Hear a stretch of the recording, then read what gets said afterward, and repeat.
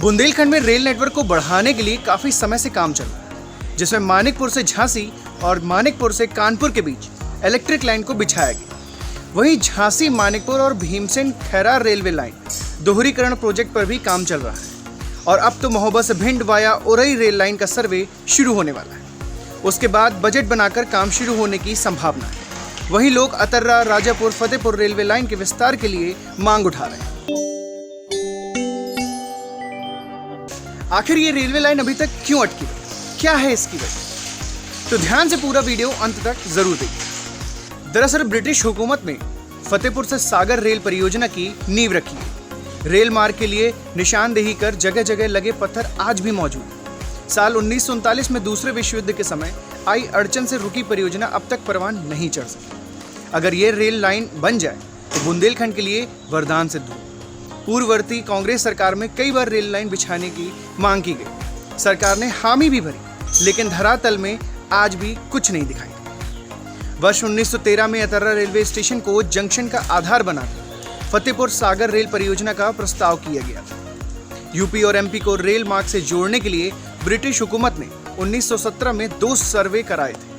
चिन्हित रेल मार्ग गोस्वामी तुलसीदास की जन्मस्थली राजापुर से कामासेन, बबेरू, बिसंडा, पुनाहुर, अतर्रा, नरैनी, कलतर से निशानदेही के रूप में पत्थर लगवाए गए थे। यहाँ तक कि कई भूस्वामी को मुआवजा तक दे दिया गया। तत्कालीन डिस्ट्रिक्ट काउंसिल के सदस्य पंडित दुर्गा प्रसाद वैद्य ने रेलवे बोर्ड को स्वीकृति के लिए जनवरी 1923 में अनुमति का प्रार्थना पत्र दिया। 1927 में Messrs Supur ji Godwal and company Bombay को रेल लाइन बिछाने का ठेका दिया गया।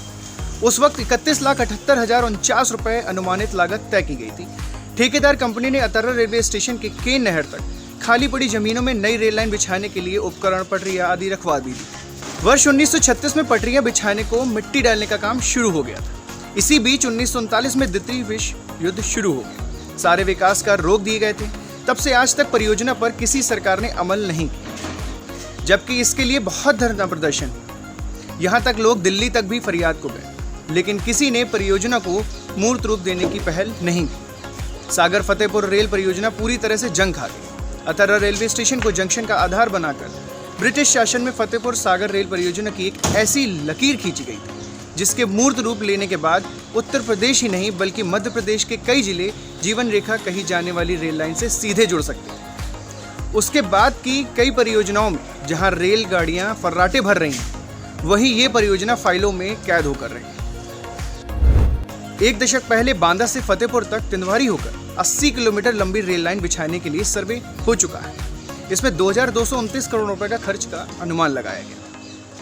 लेकिन अब इस परियोजना को शुरू करने के लिए अगर क्षेत्रीय जनप्रतिनिधि पहल करें तो यह रेल लाइन मूर्त रूप ले सकती है, जिससे इस क्षेत्र का अच्छा विकास हो सकता है। तो आपको ये जानकारी कैसी लगी, हमें कमेंट में जरूर बताइए। साथ ही इसे ज़्यादा से ज़्यादा शेयर कीजिए। हमारे चैनल को सब्सक्राइब करने के बाद घंटी ज़रूर दबाएं।